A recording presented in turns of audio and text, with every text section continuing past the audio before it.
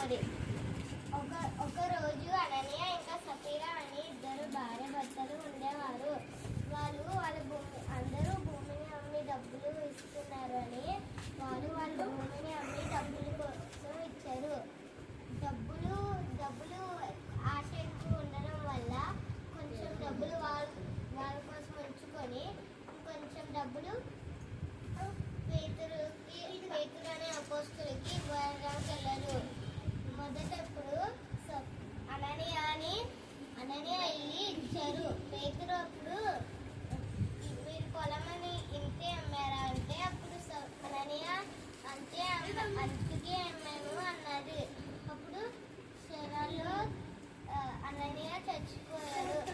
3 గంటల తర్వాత సఫీరా వచ్చి డబ్బులతో వచ్చింది. పేతురు అప్పుడు మళ్ళీ అన్నారు,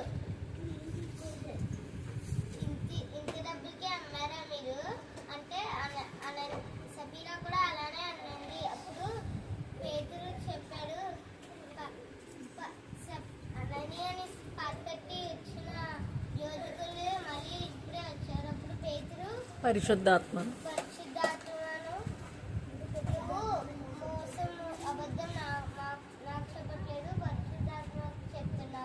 దేవునితో అబద్ధమా?